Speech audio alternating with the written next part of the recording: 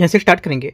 Vision S का पेटी 365 यहाँ पर जो अपडेटेड मैगजीन है इसका हम लोग यहाँ पर एमसीक्यूज करेंगे। ठीक है, यहाँ पर इसका एमसीक्यूज रहेंगे। यहाँ पर टोटल 200 एमसीक्यूज यहाँ पर है जो अपडेटेड मैगजीन अभी आई हुई है इसका, और जो पहले मैगजीन आ चुकी है जैसे कि पीटी 65 की, साइंस टेक्नोलॉजी की, इन्वायरमेंट की, है ना, पॉलिटी की, और ये सब भी जो मैगजीन आई थी उन सब के भी हम लोग ने एमसीक्यूज कवर कर लिए थे। राइट, अब यहाँ पर जो अपडेटेड मैगजीन है इसका भी हम लोग यहाँ पर पूरी मिला करके 200 एमसीक्यूज को कवर करेंगे।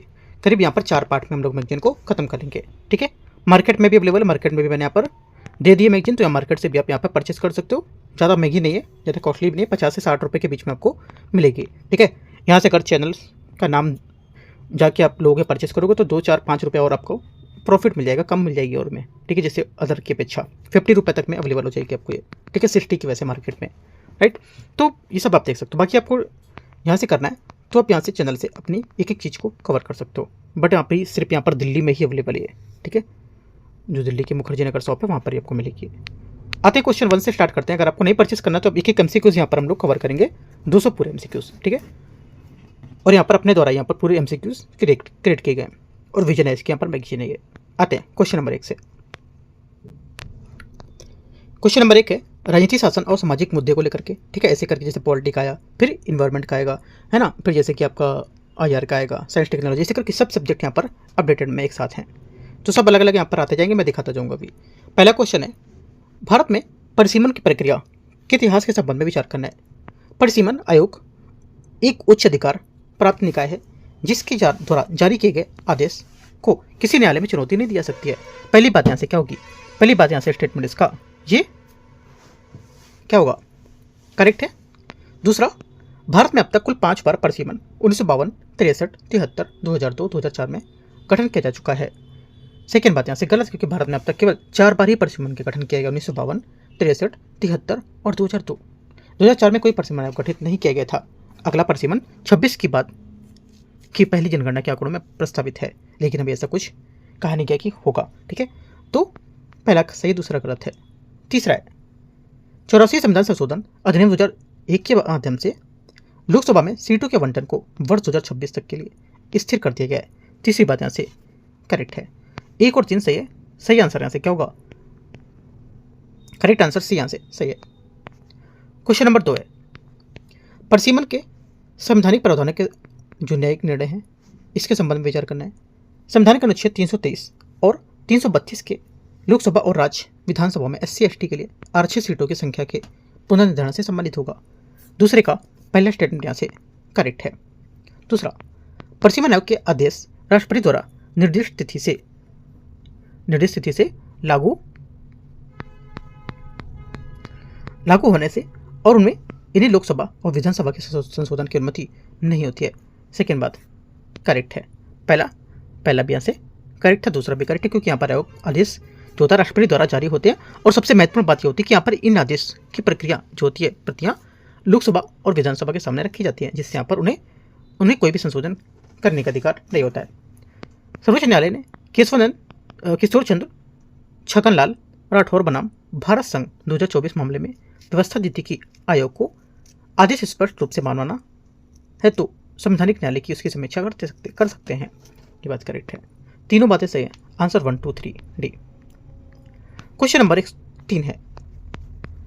3 है पंचायत अनुसूचित क्षेत्र तक विस्तार अधिनियम 1996 पेशा के मुख्य विशेषताओं के संबंध में विचार करना है। यह अधिनियम जनजातीय समुदाय को उनके पारंपरिक कानूनों और सामाजिक प्रथाओं के माध्यम से स्वयं पर शासन करने का विधिक अधिकार प्रदान करती है। क्वेश्चन 3 का पहला स्टेटमेंट यहाँ से करेक्ट है। पेशा के तहत जनजातीय अनुसूचित क्षेत्रों वाले सभी 10 राज्यों को अपने पेशा नियम रूल्स अधिसूचित कर लिए हैं। सेकेंड बात गलत होगी, क्योंकि वर्तमान में 10 राज्य आंध्र प्रदेश, छत्तीसगढ़, गुजरात, हिमाचल, झारखंड, मध्य प्रदेश, महाराष्ट्र, उड़ीसा, राजस्थान, तेलंगाना 5वीं सूची के अंतर्गत आते हैं। इनमें से सभी ने नियम अधिसूचित नहीं किए हैं, जैसे झारखंड और उड़ीसा में प्रक्रिया अभी भी यहाँ पर लंबित मोड़ नहीं है। ठीक है। तीसरा, ये अधिनियम संविधान के भाग 9 पंचायती राज के प्रावधानों को विशिष्ट संशोधन के साथ लागू करते हैं। तीसरी बात करेक्ट है।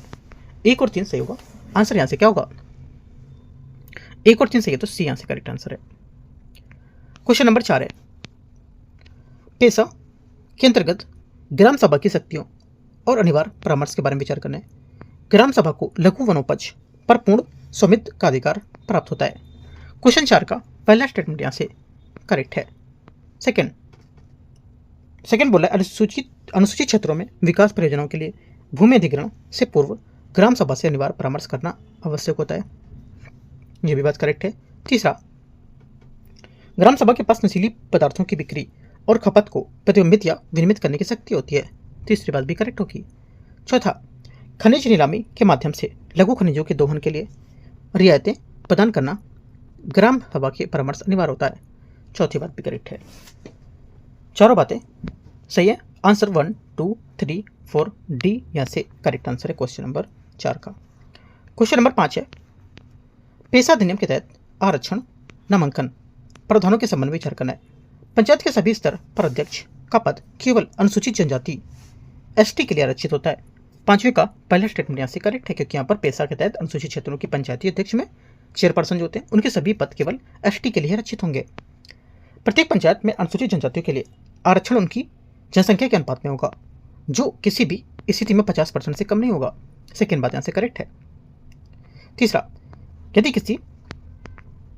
यदि किसी जनजातीय समुदाय का कोई प्रतिनिधि निर्वाचित नहीं होता है तो केंद्र सरकार जिला स्तर के निकायों को नामित कर सकती है, तीसरी बात गलत है। यदि कोई प्रस्तावित प्रतिनिधि नहीं है तो नामांकन की शक्ति राज्य सरकार के पास होगी, केंद्र सरकार के पास नहीं, और ये कुल निर्वाचन सदस्यों का 1/10 से अधिक नहीं हो सकता है, ये भी बात आपको याद रखना है। दो बातें करेक्ट है, 1 और 2, आंसर क्या होगा? ए यहाँ से करेक्ट है पांचवें का। क्वेश्चन 6 है, भ्रष्टाचार निवारण अधिनियम पीसीए 1988 के संबंध में विचार करना है। धारा 17A को भ्रष्टाचार निवारण संशोधन अधिनियम 2018 के तहत मूल अधिनियम में जोड़ा गया था। क्वेश्चन 6 का पहला स्टेटमेंट यहाँ से करेक्ट है। धारा 17A के अनुसार किसी भी लोक सेवक के विरुद्ध जांच शुरू करने से पहले सरकार स्वीकृति लेना आवश्यक होगा, सेकंड बात भी करेक्ट है।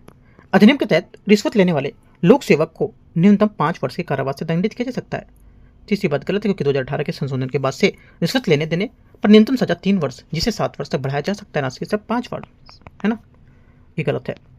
दिल्ली विशेष पुलिस स्थापना के मामलों में पुलिस निरीक्षक के पद से नीचे कोई भी व्यक्ति अधिकारी मजिस्ट्रेट के आदेश के बिना जांच नहीं करेगा, चौथी बात करेक्ट है।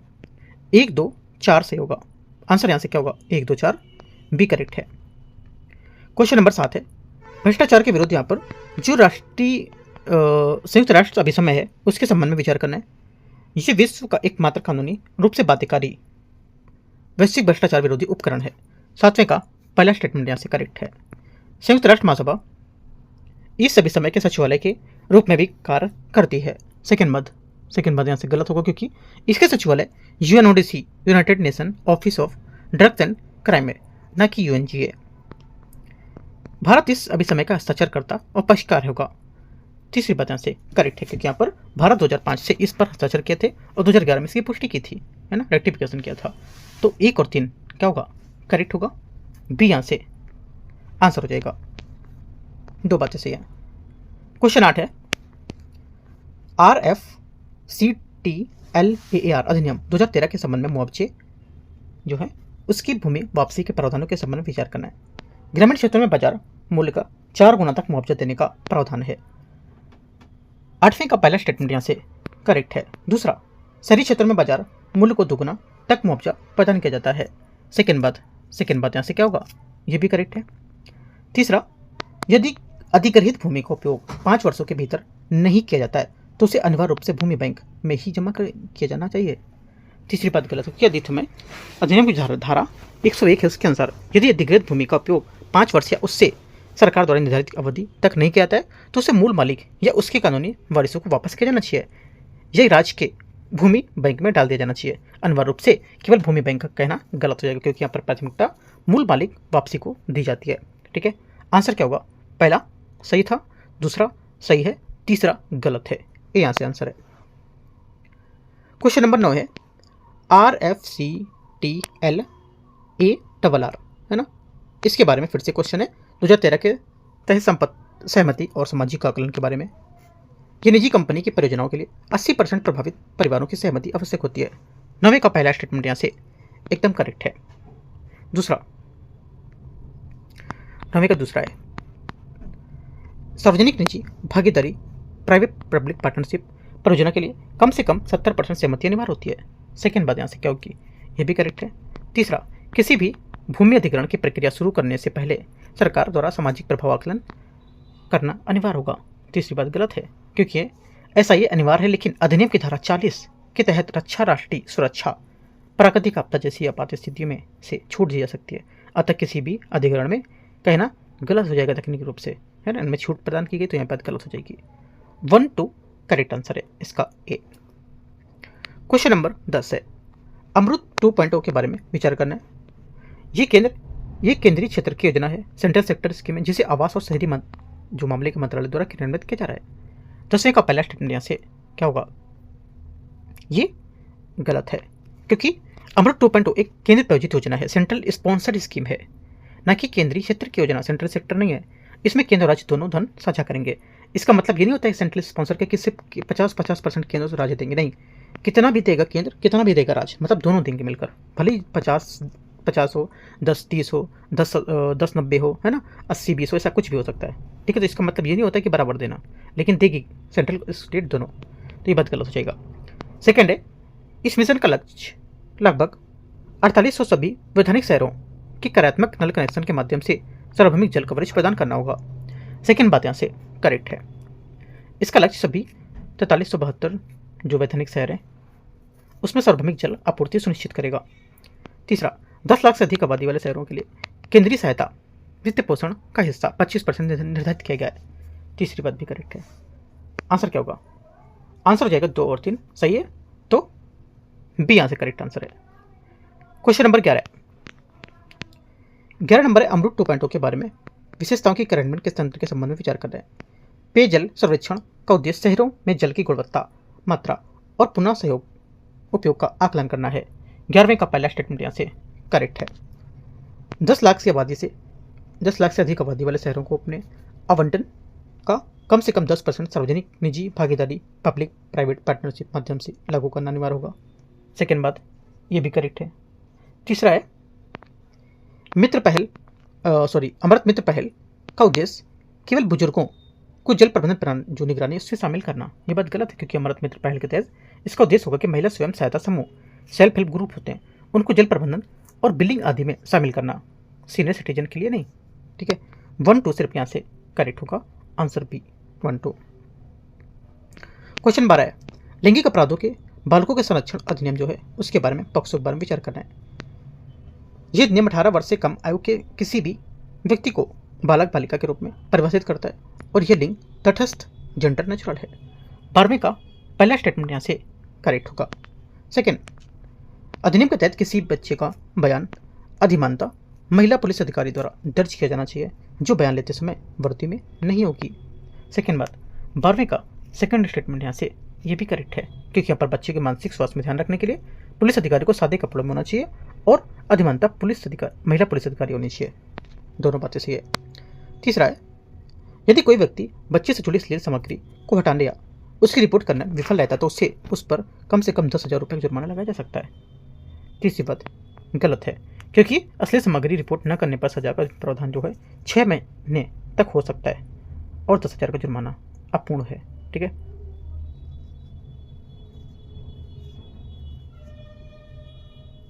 तो ये बात गलत हो जाएगी। चौथी बात है, राष्ट्रीय बाल अधिकार संरक्षण आयोग NCPCR इस अधिनियम के प्रावधानों में कार्यान्वयन की निगरानी जिम्मेदार होगी। ये बात करेक्ट है। आंसर चौथा, दूसरा, पहला, 1 2 4 करेक्ट है, तो सी। 1 2 4 करेक्ट है, तो सी यहाँ से आंसर होगा। 3 बातें। क्वेश्चन नंबर 13 है, 13, विकसित भारत शिक्षा अभियान अधिष्ठान विधेयक 2025 के बारे में विचार करना है। ये विधेयक संविधान की 7वीं सूची की समवर्ती सूची के तहत उच्चतर शिक्षा के लिए एक एकीकृत नियामक संरचना बनाने का प्रयास करता है। 13 का पहला स्टेटमेंट यहाँ से क्या होगा, यहाँ से करेक्ट हो जाएगा। दूसरा, प्रस्तावित VBS से उच्च शिक्षा संस्थानों को विनियमन और वित्त पोषण दोनों कार्यों को नियंत्रित करेगा। सेकेंड बात गलत है, क्योंकि यहाँ पर NEP यहाँ पर 2020 और प्रस्तावित विधेयक को अनुसार नियमन और वित्त पोषण को अलग अलग निकाय के द्वारा नियंत्रित किया जाता है। ये बात गलत हो जाएगा। तीसरा, ये विधेयक कानूनी रूप से और चिकित्सा शिक्षा को अधिकार क्षेत्र से बाहर रखता है। तीसरी बात यहाँ से करेक्ट है। चौथा, इस विधेयक में उसके माध्यम से विश्वविद्यालय अनुदान आयोग और अखिल भारतीय तकनीकी शिक्षा परिषद जैसे प्रमुख निकायों को निरस्त करने का प्रावधान था। चौथी बात भी करेक्ट है। चौथा, तीसरा और पहला, 1 3 4 3 बातें करेक्ट हैं, है ना। 1 3 4 3 बातें सही हैं, तो आंसर सी। क्वेश्चन 14 है, शिक्षा का अधिकार आरटी अधिनियम 2009 के बारे में विचार करना है। इस अधिनियम का उद्देश्य संविधान के अनुच्छेद 21A द्वारा गारंटीकृत मूल अधिकार को साकार करना होगा। 14 का पहला स्टेटमेंट यहां से करेक्ट है। सेकंड बात बोला है, अधिनियम की धारा 3 6 से 14 वर्ष की आयु के प्रत्येक बालक को प्रारंभिक शिक्षा पूरी होने तक निःशुल्क अनिवार्य शिक्षा का अधिकार प्रदान करती है। सेकंड बात क्या होगी? सेकंड बात यहां से ये करेक्ट है। तीसरा, निजी स्कूल राज्य द्वारा प्रति बालक व्यय की प्रतिपूर्ति के हकदार नहीं होंगे। ये बात गलत है, क्योंकि यहाँ पर निजी स्कूल को 25% गरीब बच्चों को प्रवेश देना होता है, जिसके लिए सरकार प्रति बालक व्यय की जो प्रतिपूर्ति होती है वो करती है। ठीक है, 1 और 2 करेक्ट है, तीसरा गलत होगा ए। क्वेश्चन नंबर 15, शिक्षा में भेदभाव के विरुद्ध अभिसमय। यूनेस्को शिक्षा के भेदभाव के विरुद्ध अभिसमय के संबंध में विचार करना है। ये अभिसमय वर्ष 1960 में यूनेस्को द्वारा अपनाया गया था। 15 का पहला स्टेटमेंट यहाँ से करेक्ट है। ये शिक्षा के अधिकार को एक मूल मानवाधिकार के रूप में पुनः पुष्टि करता है। सेकेंड बात भी यहाँ से करेक्ट होगी। तीसरा, यह भी समय प्राथमिक शिक्षा को निःशुल्क, अनिवार्य, सुलभ और उपलब्ध कराने का प्रयास करता है या प्रावधान करता है। यह भी बात करेक्ट है। ठीक है, क्योंकि यहाँ पर 1960 का कन्वेंशन शिक्षा के किसी प्रकार का भेदभाव को रोकता है और इसे भारत के सहित यहाँ पर कई देशों में स्वीकार भी किया है। तीनों बातें करेक्ट है। आंसर 15 का 1 2 3 तीनों करेक्ट है, डी। क्वेश्चन नंबर 16, वाडा। वाडा क्या होती है? वाडा यहाँ पर एंटी डोपिंग एजेंसी है ना। वाडा की स्थापना वर्ष 1999 में लुसाने घोषणा पत्र के माध्यम से स्वतंत्र अंतर्राष्ट्रीय एजेंसी के रूप में की गई थी। 16 का पहला स्टेटमेंट यहाँ से करेक्ट है। 10 नवंबर 1999 को स्विट्जरलैंड के लुसाने में की थी। ADAMS anti doping administration and management system एक वेब आधारित डेटाबेस है जो डोपिंग रोधी गतिविधियों का समन्वय करती है। सेकेंड बात यहाँ से भी करेक्ट है, और ताकि उनके रैंडम डोप टेस्ट किए जा सकें। दोनों बातें सही है, सी आंसर 16 नंबर का। 17 नंबर है, भारत में डोपिंग की स्थिति और निवारक उपाय के संबंध में विचार करना है। विश्व डोपिंग रोधी एजेंसी वाडा की 2024 की रिपोर्ट के अनुसार भारत लगातार तीसरे वर्ष डोपिंग उल्लंघन के मामलों में शीर्ष स्थान पर है। 17 का पहला स्टेटमेंट यहाँ से करेक्ट है। दूसरा, नो योर मेडिसिन ऐप को एथलीटों द्वारा उनके द्वारा उपयोग की जाने वाली दवाओं को प्रतिबंधित पदार्थ की पहचान करने में मदद करने के लिए विकसित किया गया है। सेकेंड बात भी सही है, क्योंकि यहाँ पर नो योर मेडिसिन ऐप को राष्ट्रीय डोपिंग एजेंसी द्वारा विकसित किया गया है। यहाँ पर एथलीटों को किसी भी दवा का नाम या QR कोड स्कैन करने पर जानने की सुविधा देता है, और उसमें कोई प्रतिबंधित दवा या पदार्थ तो नहीं है। ठीक है, दोनों बातें एकदम सही है। 17 का आंसर सी। क्वेश्चन 18, चुनावी टेस्ट इलेक्टोरल टेस्ट के बारे में विचार करना है। चुनावी टेस्ट योजना 2013 के तहत ये टेस्ट कंपनी अधिनियम के तहत पंजीकृत होती है। 18वें का पहला स्टेटमेंट यहाँ से करेक्ट है। सेकंड है, इन टेस्टों के लिए एक वित्तीय वर्ष में भीतर प्राप्त कुल अनुदान का 100% पंजीकृत राजनीतिक दलों को वितरित करना आवश्यक होता है। सेकेंड बात यहाँ से गलत है, क्योंकि यहाँ पर नियमों के अनुसार एक वित्तीय वर्ष में प्राप्त कुल अनुदान का 95% राजनीतिक दलों को वितरित करना अनिवार्य होता है, 100% नहीं। शेष 5% प्रशासनिक खर्चों के लिए रखा जा सकता है। तीसरा है, इन ट्रस्टों का विनियमन आयकर अधिनियम 1961 द्वारा किया जाता है। तीसरा करेक्ट है, क्योंकि इन ट्रस्टों का मुख्य विनियमन आयकर अधिनियम 1961 की धारा 13B और चुनावी ट्रस्ट योजना 2013 के तहत किया जाएगा। 1 और 3 करेक्ट है, आंसर सी। आगे आते क्वेश्चन 19 नंबर, राष्ट्रपति के अभिभाषण के संबंध में विचार करना है। संविधान का अनुच्छेद 86 राष्ट्रपति को संसद के किसी भी सदन या एक साथ दोनों सदनों को संबोधित करने की अनुमति देता है। 19 का पहला स्टेटमेंट यहाँ से करेक्ट है। सेकेंड बात है, अनुच्छेद 87 के तहत राष्ट्रपति का विशेष अभिभाषण केवल प्रत्येक वर्ष प्रथम सत्र के आरंभ में होता है। सेकेंड बात यहाँ से गलत है, क्योंकि आर्टिकल 87 के तहत विशेष अभिभाषण 2 मौके अनिवार्य होते हैं। एक तो प्रत्येक आम चुनाव के बाद जो प्रथम सत्र आरंभ होगा, और दूसरा प्रत्येक वर्ष के प्रथम सत्र में, बजट सत्र में आरंभ में, है ना। कथन में केवल प्रत्येक वर्ष की बात कही तो यहाँ पर गलत हो जाएगी। तीसरी बात है, तीसरा बोला है राष्ट्रपति का अभिभाषण विधायी कार्यों की रूपरेखा प्रस्तुत करने को एक संवैधानिक अवसर देता है। तीसरी बात यहाँ से क्या होगी? तीसरी बात यहाँ से करेक्ट है। आंसर 1 और 3 सही है, तो बी यहाँ से क्या होगा? 19 का आंसर होगा। क्वेश्चन 20 है 20 नंबर। राज्यपाल के संबोधन शक्ति अनुच्छेद 17, 175 और 176 के संबंध में विचार करना है। अनुच्छेद 175 के तहत राज्यपाल का संबोधन एक विवेकाधीन अधिकार है, जबकि अनुच्छेद 176 के तहत विशेष संबोधन अनिवार्य होता है। 20 का पहला स्टेटमेंट यहाँ से करेक्ट है। सेकंड, नबाम रेबिया बनाम उपाध्यक्ष 2016 मामले में अनुसार राज्यपाल का संबोधन मंत्रिपरिषद की सहायता और सलाह पर आधारित होता है। सेकंड बात भी सही है, राज्यपाल उसे अपनी मर्जी से बदल नहीं सकता है। तीसरा है अनुच्छेद 176 केवल राज्य विधानसभा के चुनाव के बाद पहले सत्र में संबोधन से संबंधित होता है। तीसरी बात गलत है, क्योंकि अनुच्छेद 176 के तहत संबोधन 2 बार होता है, विधानसभा चुनाव के बाद का सत्र और इसका प्रत्येक वर्ष का पहला सत्र। ठीक है, जो जैसे मैंने पहली बात बताई थी आपको अभी, ठीक गलत हो जाएगी। 1 2 करेक्ट है, आंसर बी। क्वेश्चन 21 है प्रगति प्लेटफॉर्म के संबंध में विचार करना है। देखते हैं इसको। ये 2015 में शुरू किया गया एक बहुउद्देशीय और बहुप्रणाली मंच है जो प्रोएक्टिव गवर्नेंस समयबद्ध कार्यान्वयन में केंद्रित होगा। पहली बात 21 का करेक्ट है। इन बैठकों की अध्यक्षता केंद्रीय कैबिनेट सचिव द्वारा की जाती है, जिसमें राज्यों के मुख्य सचिवों के साथ संवाद होता है। सेकंड बात क्या होगी? सेकंड बात यहाँ से गलत हो जाएगी, क्योंकि इन मासिक बैठकों में अध्यक्षता स्वयं प्रधानमंत्री द्वारा की जाती है, कैबिनेट सचिव द्वारा नहीं। यही इसकी उच्च स्तरीय महत्ता के कारण होती है। इसका उद्देश्य महत्वपूर्ण बुनियादी ढांचा परियोजना की बाधाओं को दूर करना और नागरिकों की शिकायत का समाधान करना होता है। तीसरा करेक्ट है। 1 और 3 सही होगा, क्योंकि यहाँ पर यह केंद्र और राज्य के बीच बाधाओं को टूटकर अटकी परियोजना को गति देना चाहता है। 1 और 3 यहाँ से सही होगा। आंसर यहाँ से क्या होगा? सी करेक्ट हो जाएगा। सी नंबर। क्वेश्चन 22 देखते हैं। 22 नंबर है पंखुड़ी पोर्टल के संबंध में विचार करना है। इस पोर्टल का शुभारंभ महिला एवं बाल विकास मंत्रालय द्वारा किया गया था। पहली बात। 22वें का पहला स्टेटमेंट यहाँ से करेक्ट है। ठीक है। दूसरा, ये कारपोरेट सामाजिक उत्तरदायित्व और साझेदारी की सुविधा हेतु एक सिंगल विंडो डिजिटल प्लेटफॉर्म होगा। सेकंड बात, 22वें का सेकंड ये भी करेक्ट है। तीसरा, ये केवल सरकारी एजेंसियों को एक साझा मंच पर लाना और इसमें गैर सरकारी संगठनों को भागीदारी शामिल नहीं करता है, क्योंकि यहाँ पर एनजीओ किसी क्षेत्र जो निजी क्षेत्र सरकारी विभाग होते हैं उसके बीच सहयोग को बढ़ावा देता है और केवल सरकारी को नहीं। ये गलत हो जाएगी बात।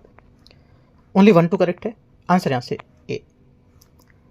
23 नंबर है 23। भारत में जनसांख्यिकी संक्रमण के संबंध में विचार करना है। आरबीआई की रिपोर्ट के अनुसार 28 वर्ष और औसत आयु के साथ भारत की कार्यशील आयु वाली जनसंख्या अपने ऐतिहासिक शिखर पर है। 23 का पहली बात यहाँ से सही है, क्योंकि यहाँ पर भारत में वर्तमान जनसंख्या की लाभांश जो है इसकी स्थिति में जहाँ कार्यशील आयु 15 से 59 वर्ष की आबादी सबसे अधिक है। ठीक है, शिखर पर है। सेकेंड बात है जनसंख्या संक्रमण मॉडल समाजों के उच्च जन्म मृत्यु दर के और निम्न मृत्यु दर की ओर होने वाले परिवर्तन का वर्णन करती है। सेकेंड बात करेक्ट है। तीसरा, उत्तर प्रदेश और बिहार जैसे राज्यों को वृद्ध होते राज्य की श्रेणी में रखा गया है, क्योंकि यहाँ युवा जनसंख्या की हिस्सेदारी कम हो रही है ना। तीसरी बात क्या होगी? तीसरी बात यहाँ से गलत, क्योंकि उत्तर प्रदेश और बिहार भारत के युवा राज्य हैं, लेकिन केरल तमिलनाडु प्रदेश जैसे राज्य वृद्ध होते राज्यों की श्रेणी में आते हैं, क्योंकि वहाँ प्रजनन दर TFR कम हो चुकी है। इस वजह से गलत होगा। आंसर क्या होगा? 1 और 2 करेक्ट है। बी यहाँ से आंसर होगा क्वेश्चन नंबर 23 का।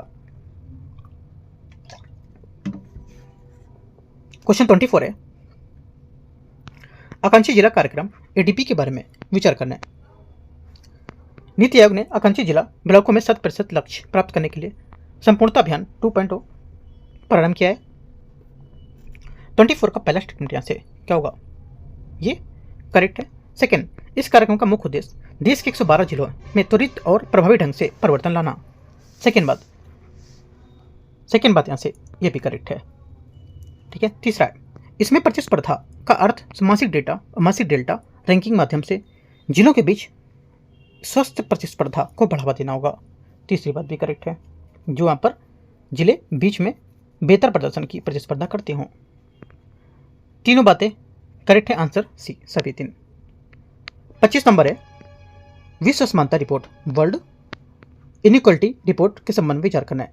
इस रिपोर्ट के अनुसार भारत की शीर्ष 10% जनसंख्या के पास कुल संपत्ति का लगभग 65% हिस्सा है। 25 का पहला स्टेटमेंट यहाँ से करेक्ट होगा।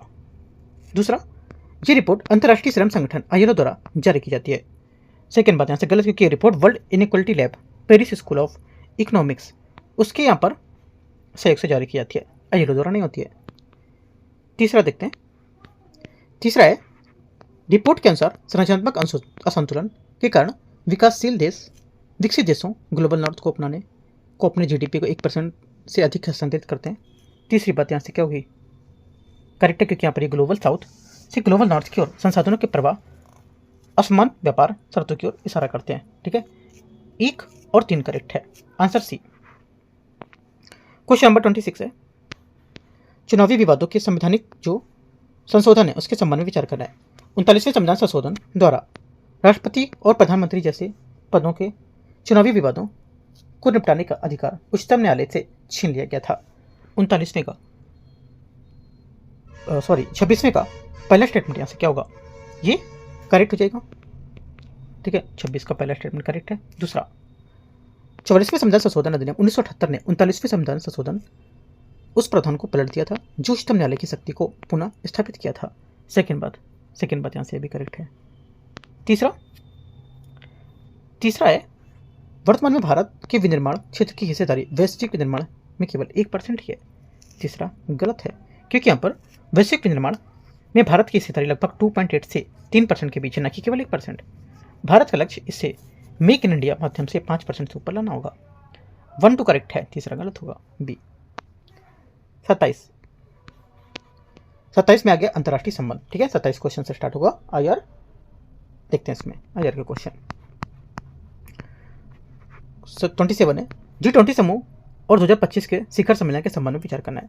G20 समूह में वर्तमान में 19 देश, यूरोपीय संघ और अफ्रीकी संघ शामिल हैं। 27 का पहला स्टेटमेंट यहाँ से करेक्ट है। सेकेंड बात है, G20 का एक स्थायी सचिवालय जो जोहान्सबर्ग दक्षिण अफ्रीका में स्थित है। गलत है, क्योंकि G20 का कोई स्थायी सचिवालय नहीं है। इसकी अध्यक्षता ट्रोइका पिछले, वर्तमान और अगला अध्यक्ष संचालित करता है। 2025 का शिखर सम्मेलन अफ्रीकी धरती पर आयोजित होने वाला पहला G20 शिखर सम्मेलन था। तीसरी बात करेक्ट है, आंसर क्या होगा, 1 और 3 करेक्ट है, बी। क्वेश्चन 28 है, 28 नंबर है, जोहान्सबर्ग घोषणा 2025 के परिणामों के संबंध में विचार करना है। इनका पहला लक्ष्य, इनसे क्या उद्देश्य होंगे, देखते हैं 28 को। पहला, ACITI ऑस्ट्रेलिया, कनाडा और भारत के बीच महत्वपूर्ण खनिजों के नवाचार पर सहयोग देना। पहली बात 28 का पहला करेक्ट है। इसका उद्देश्य महत्वपूर्ण खनिजों लिथियम, कोबाल्ट आदि की आपूर्ति श्रृंखला को मजबूत करना। मिशन 300 2030 तक अफ्रीकी में 300 मिलियन लोगों को बिजली से जोड़ना। सेकेंड बात यहाँ से करेक्ट है, जिसका लक्ष्य होगा 2030 तक अफ्रीका में 300 मिलियन लोगों तक बिजली पहुँचाना। तीसरी बात है 28 का, ये बोला है कि नेल्सन मंडेला बी टारगेट 2030 तक बेरोजगारी 25% तक कम करना होगा। तीसरी बात गलत है, क्योंकि नेल्सन मंडेला टारगेट भी बेरोजगारी से नहीं बल्कि यहाँ पर जलवायु, वित्त और सतत विकास लक्ष्यों को संबंधित चर्चाओं में हिस्सा लेना होगा। ये बात गलत है, आंसर क्या होगा, 1 और 2 करेक्ट है, तो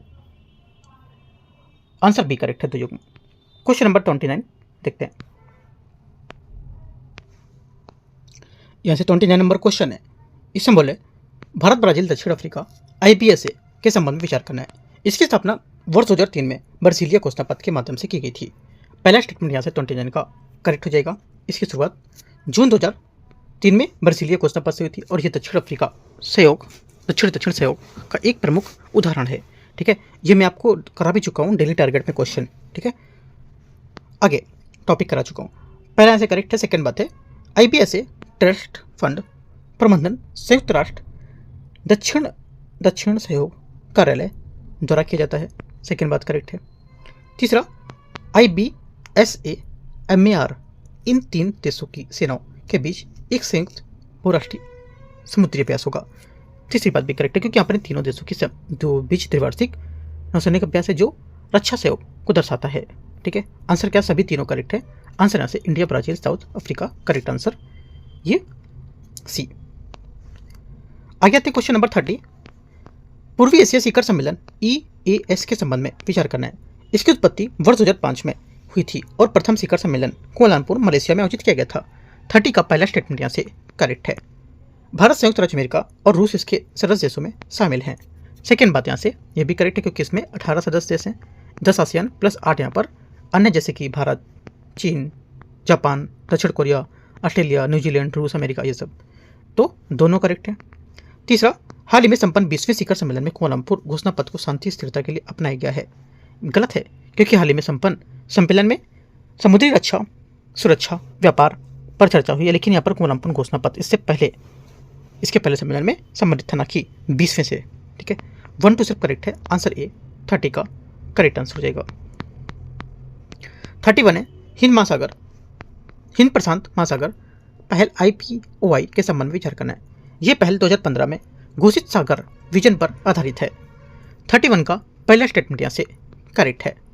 PM मोदी ने 2019 में इसे बैंकॉक में प्रस्तावित किया था, जो SAGAR security and growth for all in region का विस्तार है। हाल ही में स्पेन इस पहल में शामिल होने वाला नया देश बना है। सेकेंड बात भी करेक्ट है।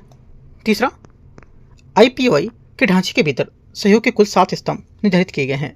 तीसरी बात भी करेक्ट है, जिसमें से 7 स्तंभ में समुद्री सुरक्षा, समुद्री परिस्थिति, समुद्री संसाधन, आपदा जोखिम प्रबंधन, व्यापार कनेक्टिविटी, विज्ञान तकनीकी और क्षमता निर्माण, ये सब। ठीक है, आंसर क्या होगा? 1 2 3 सभी करेक्ट हैं। डी आंसर होगा। क्वेश्चन 32 32 नंबर है।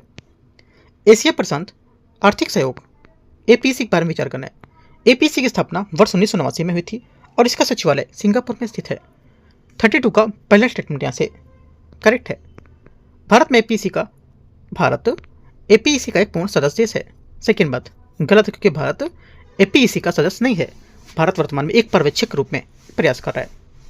तीसरा, वर्ष 2025 में शिखर सम्मेलन में चीन ने विश्व कृत्रिम बुद्धिमत्ता सहयोग संगठन के गठन का प्रस्ताव रखा है। तीसरी बात करेक्ट है क्योंकि चीन ने हाल ही में AI के क्षेत्र में अपनी वैश्विक धाक जमाने के लिए WAICO का प्रस्ताव दिया है। आंसर 1 और 3 करेक्ट है। सी यहाँ से आंसर होगा 32 का। आगे आते हैं क्वेश्चन 33। अब्राहम अकॉर्ड्स के संबंध में विचार करना है। इस समझौते का मुख्य उद्देश्य इजराइल और अरब देशों के बीच संबंधों को समान बनाकर मध्य पूर्व तनाव को कम करना। पहली बात 33 का करेक्ट है। सेकेंड है, सितंबर 2020 में इस पर इजराइल ने संयुक्त अरब अमीरात और बहरीन द्वारा हस्ताक्षर किए गए थे। सेकेंड बात भी करेक्ट है। तीसरा, हाल ही में अमेरिकी राष्ट्रपति ने पुष्टि की कि कजाकिस्तान भी इस समझौते का हिस्सा बनेगा। तीसरा आंसर गलत है क्योंकि यहाँ पर अब्राहम अकॉर्ड्स के मध्य पूर्व देशों के लिए है और कजाकिस्तान मध्य एशिया का हिस्सा नहीं बना है, ये गलत हो जाएगा। आंसर 1 2 करेक्ट है। 34 है, 3 सीज इनिशिएटिव के संबंध में विचार करना है। ये 13 सदस्य देशों का मंच है जो बाल्टिक, एड्रियाटिक और काला सागर के बीच स्थित है। 34 का पहला स्टेटमेंट यहाँ से करेक्ट हो जाएगा। सेकेंड बात है, इसकी स्थापना 2015 में पोलैंड और क्रोएशिया के पूर्व राष्ट्रपति द्वारा की गई थी। सेकेंड बात ये भी करेक्ट है और 2015 में शुरुआत की गई थी और पोलैंड और क्रोएशिया द्वारा बुनियादी ढांचे के विकास के लिए की गई थी। तीसरा है, 3SI निवेश कोष का उद्देश्य यूरोपीय संघ की नीतियों को प्रतिस्थापित करना होगा। तीसरी बात गलत क्योंकि यहाँ पर यह यूरोपियन यूनियन की नीतियों को प्रतिस्थापित करने के लिए नहीं बल्कि उनके पूरक के रूप में काम करेगा ताकि क्षेत्र में रूसी ऊर्जा निर्भरता कम हो सके। 1 2 करेक्ट है। तीसरा गलत होगा। क्वेश्चन 35 है, जल अभिसमय वाटर कन्वेंशन के संबंध में विचार करना है। यह साझा जल संसाधनों को स्थायी प्रबंधन के लिए कानूनी रूप से बाध्यकारी लीगल बाइंडिंग अभिसमय होगा। 35 का पहला स्टेटमेंट यहाँ से करेक्ट है। यह अंतर्राष्ट्रीय सीमाओं के पार करने वाली नदियों और झीलों के प्रबंधन के लिए एक कानूनी ढांचा होगा। सेकेंड बात है, इस अभिसमय में शामिल होने वाला दक्षिण एशिया का पहला देश बन गया है। सेकेंड गलत है क्योंकि भारत इस अभिसमय में सदस्य नहीं है और दक्षिण एशिया के देश आमतौर पर द्विपक्षीय समझौते जैसे कि सिंधु जल समझौता इसको प्राथमिकता देता है। इसे मूल रूप से 1992 में हेलसिंकी में अपनाया गया था। तीसरी बात करेक्ट है क्योंकि 1992 में हेलसिंकी फिनलैंड में अपनाया गया था। 1 और 3 करेक्ट है। सी 36 नंबर है, सूचना समाज पर विश्व शिखर सम्मेलन WSIS के संबंध में विचार करना है। WSIS का आयोजन 2 चरणों में किया गया था। प्रथम चरण यहाँ पर जिनेवा 2003 में और द्वितीय चरण में ट्यूनिस 2005 में। ठीक है, 36 का पहला स्टेटमेंट यहाँ से क्या होगा? ये करेक्ट है। ठीक है, 36 का पहला करेक्ट है। दूसरा, WSIS फोरम का आयोजन प्रतिवर्ष ITO, यूनेस्को, UNDP और UNCTAD द्वारा संयुक्त रूप से किया गया था।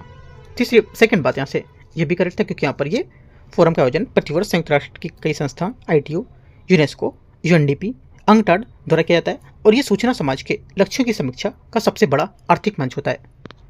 दोनों बातें करेक्ट हैं, इंपॉर्टेंट भी है ये। तीसरा, इसका मुख्य उद्देश्य डिजिटल विभाजन को कम करना और सतत विकास के लिए ICT के लाभों का उपयोग करना होगा।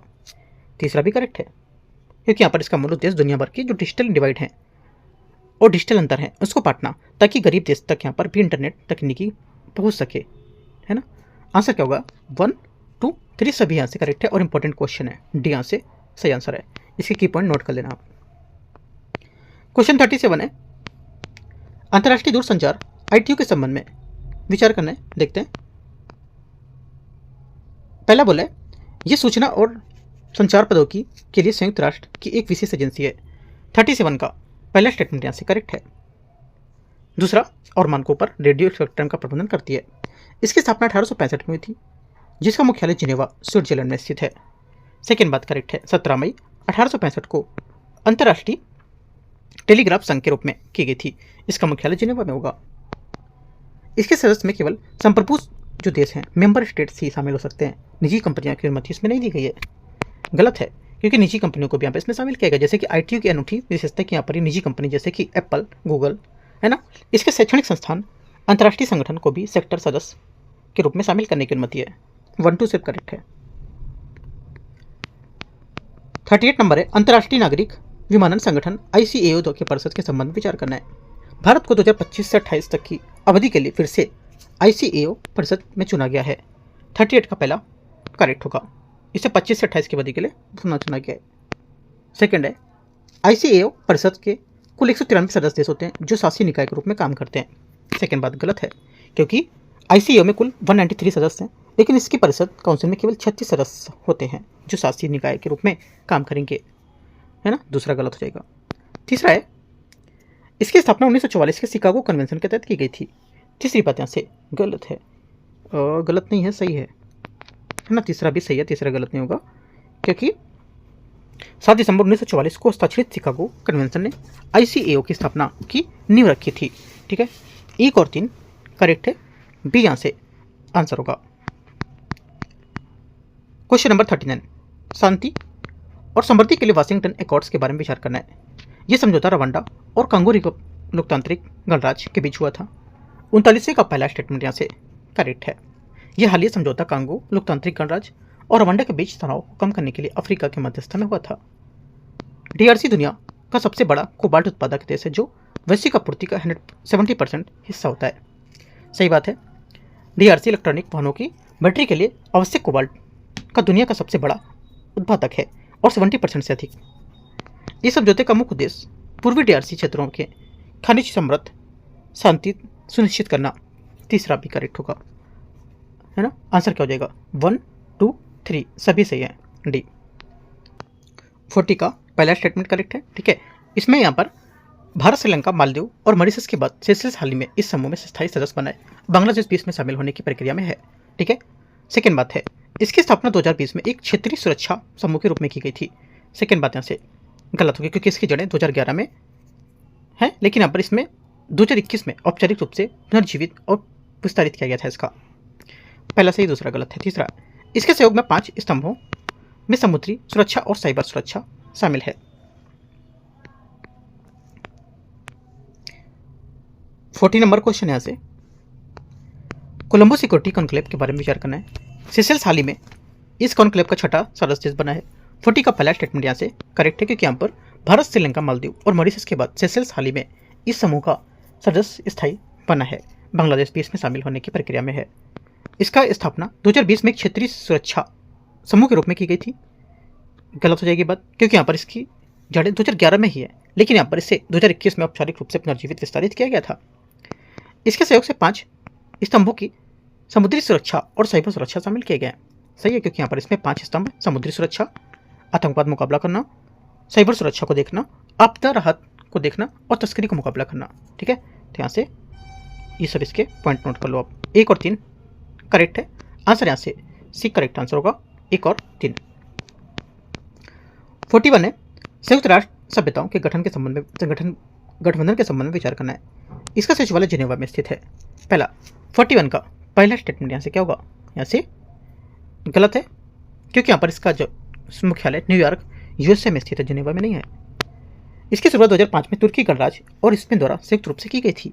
सेकेंड करेक्ट है, क्योंकि इसे 2005 में स्पेन और तुर्की के प्रधानमंत्रियों के प्रस्ताव पर लॉन्च किया गया था।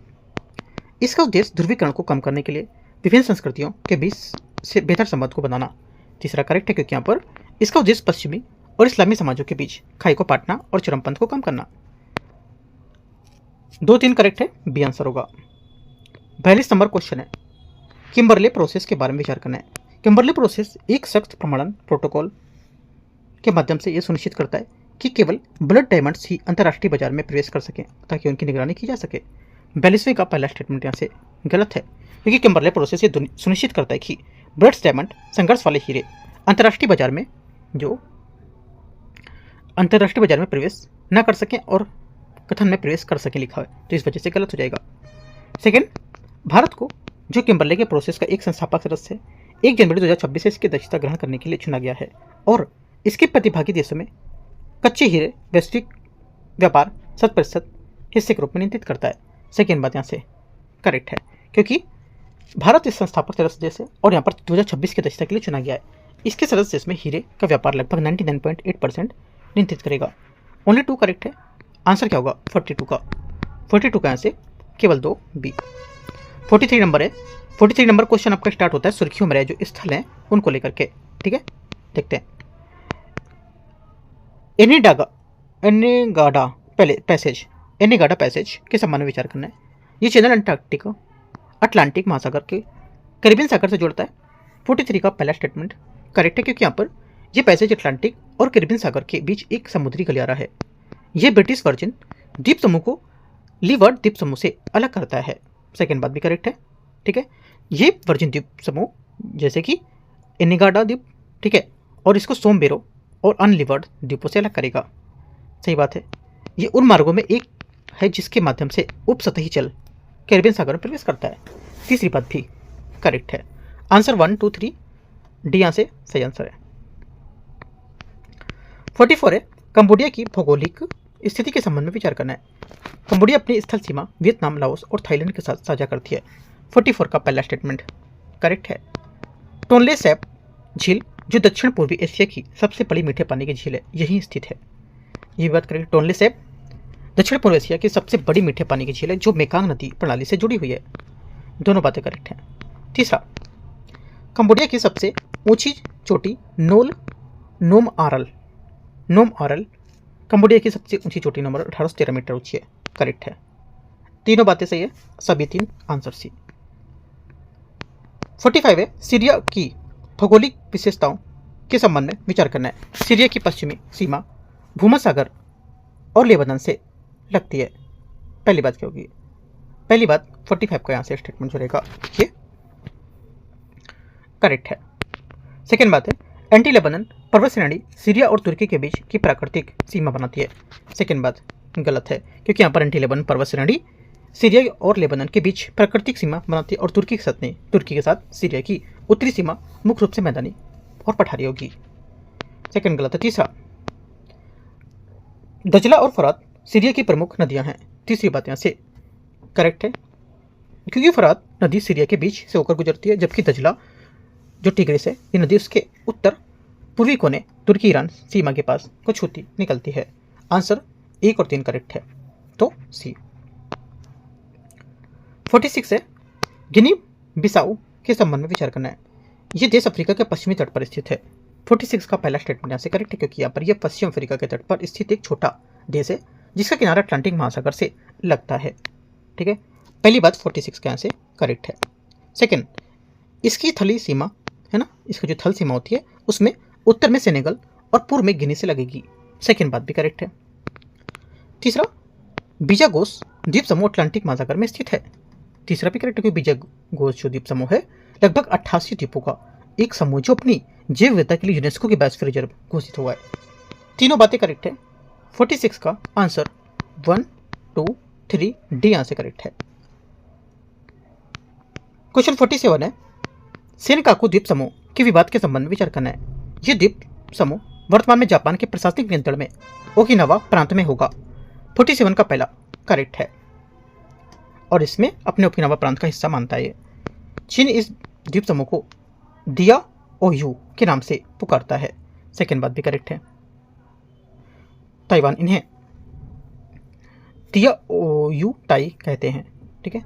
तीसरा है, ये द्वीप समूह दक्षिण चीन सागर के मध्य स्थित है। तीसरा गलत होगा क्योंकि ये द्वीप समूह पूर्व में चीन सागर, ईस्ट चाइना सी में स्थित है और दक्षिण चीन सागर में नहीं। ये ताइवान के उत्तर और पूर्व में ओकिनावा के पश्चिम में होगा। ठीक है। तीसरा गलत हो जाएगा। 1, 2 करेक्ट है। आंसर यहाँ से 1, 2। 48 है, सोमालीलैंड के संबंध में विचार करना है। सोमालीलैंड काफी न्यूज में है। ठीक है। ये हॉर्न ऑफ अफ्रीका में स्थित एक स्थलरूढ़ देश होगा। 48 पहला गलत है क्योंकि यहाँ पर यह सोमालीलैंड स्थलरूढ़ नहीं है। इसके उत्तर में अदन की खाड़ी, गल्फ ऑफ अदन एक साथ लंबी तटरेखा है। पहला गलत है। इसकी सीमा उत्तर में अदन की खाड़ी और दक्षिण में जिबूती से लगती है। सेकंड करेक्ट है। तीसरा पहला गलत था, दूसरा सही था। तीसरा है, इथियोपिया सोमालीलैंड गणराज्य को एक स्वतंत्र संप्रभु देश के रूप में औपचारिक मान्यता देने वाला देश बन गया है। ये बात भी करेक्ट है क्योंकि हाल ही घटनाक्रम में जो इथियोपिया ने सोमालीलैंड के साथ एक समझौता ज्ञापन एमओयू पर हस्ताक्षर किए थे, जिसमें लाल सागर तक पहुंच के बदले सोमालीलैंड को मान्यता देने से संकेत दिया गया था। आंसर 2 और 3 करेक्ट है। बी 2 और 3 करेक्ट है, पहला गलत था। क्वेश्चन नंबर 49, इथियोपिया भौगोलिक और सामायिक संबंध में विचार करना है। इथियोपिया वर्ष 2027 से में यूएनएफसीसीसी के COP 32 की मेजबानी करेगा। 49 का पहला स्टेटमेंट यहाँ से करेक्ट है, सही बात है। COP 32 2027 की मेजबानी के लिए संभावित दावेदार और आयोजक के रूप में देखा जा रहा है इसको। सेकेंड बात है, 1993 में इरिट्रिया के अलग होने के बाद ये एक स्थलवरुद्ध देश बन गया है, लैंडलॉक्ड देश बन गया है। सेकेंड बात 49 का सेकंड यहाँ से करेक्ट है भी। तीसरा, प्रसिद्ध भौगोलिक विशेषता डेनाकिल मैदान इसी देश में स्थित है जो समुद्र तल से नीचे है। तीसरी बात करेक्ट है। डेनाकिल मैदान दुनिया के सबसे गर्म और निचले स्थानों में से एक है और समुद्र से लगभग 125 मीटर नीचे, जहां अफार त्रिकोण स्थित है। 2 और 3 करेक्ट है। आंसर क्या होगा? 2 और 3 करेक्ट था, पहला भी करेक्ट था, तो 1, 2, 3 आंसर 49 का हो जाएगा 1, 2, 3 डी। हाँ डी करेक्ट है। क्वेश्चन 50 है, जॉर्डन की भौगोलिक स्थिति के संबंध में विचार करना है। जॉर्डन की सीमा उत्तर में सीरिया, पूर्व में ईरान, इराक और दक्षिण पूर्व में सऊदी अरब से लगती है। 50 का पहला स्टेटमेंट यहाँ से करेक्ट है। सेकंड, अकाबा की खाड़ी जॉर्डन की एकमात्र बंदरगाह है जो लाल सागर की अकाबा खाड़ी से जुड़ा है। सेकंड बात 50 का सेकंड भी यहाँ से करेक्ट होगा, पहला भी करेक्ट था। दूसरा है, जॉर्डन की पश्चिमी सीमा इजराइल के वेस्ट बैंक के साथ लगती है। तीसरी बात भी करेक्ट है क्योंकि जॉर्डन की पश्चिम में मरद सागर, डेड सी और जॉर्डन नदी है जिसकी इजराइल और वेस्ट बैंक फिलिस्तीन से अलग करती है। तीनों बातें क्या है? यहाँ से एकदम सही है, डी आंसर है। ठीक है, एक बात तीसरी ये लिखी है और 2 बात यहाँ पर इसकी थी नीचे है। ठीक है, 51 नंबर क्वेश्चन यहाँ से यमन की यहाँ पर जो भौगोलिक विशेषता है उसके बारे में विचार करना है। बाब अल मंदेब जलडैम मध्य यमन के पास स्थित है जो लाल सागर और अदन की खाड़ी को जोड़ता है। 51 का पहला स्टेटमेंट यहाँ से करेक्ट है। सेकंड, सुकोत्रा द्वीप समूह जो हिंद महासागर में स्थित है और यमन का एक यूनेस्को विश्व धरोहर स्थल होगा। सेकंड भी करेक्ट है। तीसरा, यमन में कई बारहमासी नदियां और बड़ी झीलें भी स्थित हैं।